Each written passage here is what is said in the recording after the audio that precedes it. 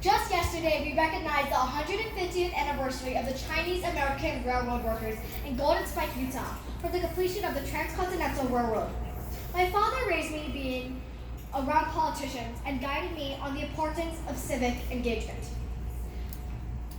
He tells me stories that just 8 years ago here in Las Vegas, our AAPI community advocates would fight to be visible and included into presidential campaigns. They would push to have a seat at the table and be recognized for our issues that matter most to us. That all we wanted was our voices to be heard and not to be underrepresented.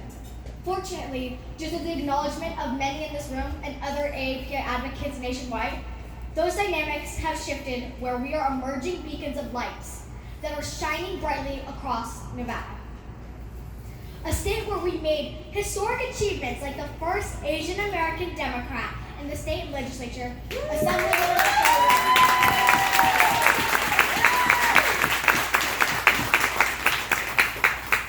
state where we established the first AAPI State Assembly Caucus, a state that has witnessed prosperous growth of the AAPI community. We are rising up together as a community, and we must continue our efforts to empower ourselves collectively. What we know is that words like coalition, collaboration, community are the very lifeline that builds our foundation of strength. It is our cultural nepotism, our ethnic bonds, and those bridges we build that bring us together, and not focusing on what separates us in the past and divides our community's solidarity. Together, we must not allow a president that fosters a cultural hegemony. Our past divides us with community solidarity. Together, we must not allow a president that fosters a cultural hegemony not aligned with our values. One that promotes a ban on our Muslim brothers and sisters, increasing the Islamophobic sentiment. One that wants to build walls and not bridges that our previous generations have crossed for us to bear today. We must elect a president that celebrates our diversity and not prey on our fears that divide our great country we live in. I would like to share a quote of presidential candidate announcement speech who shares an idealism of equality. We live in a moment that compels each of us to act.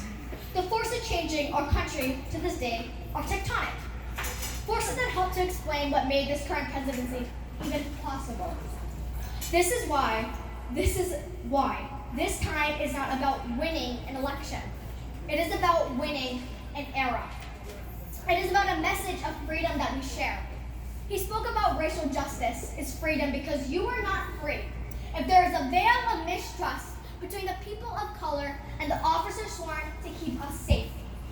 Women's equality is freedom because if you are not free, if your reproductive health choices are made by male politicians.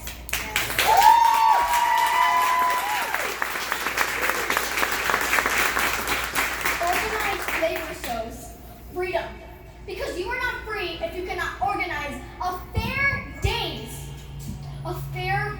pay for a good day's work and take it from his husband Chasta and him. You are not free if the county clerk gets to tell you who you ought to marry because of their political beliefs. The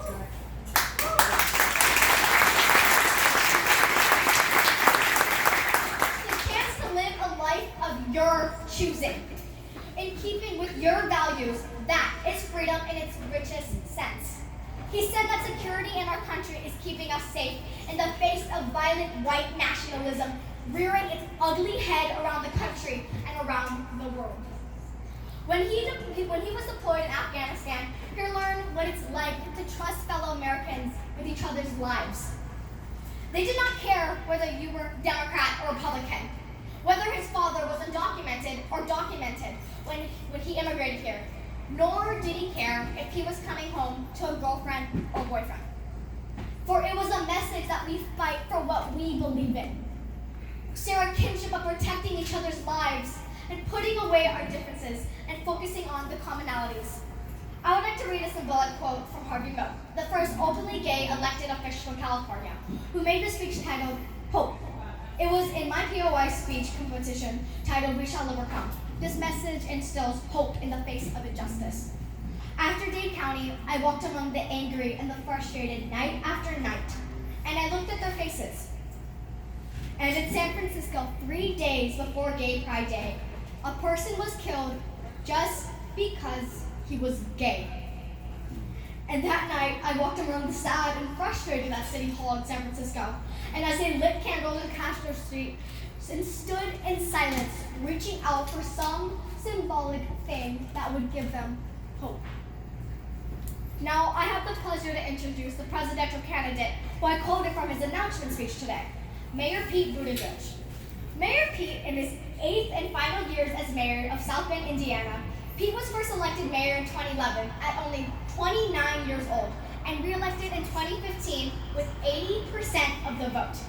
Under his leadership, South Bend has reimagined its roles in the global economy, spurring job growth and major investment in advanced industries, such as data and technology. At the same time, Pete emphasized building a South Bend community where every resident, regardless of race, religion, gender, or orientation, could feel safe and included. Pete has more years of government experience than the president, more years of executive government experience than the vice president. And hear this.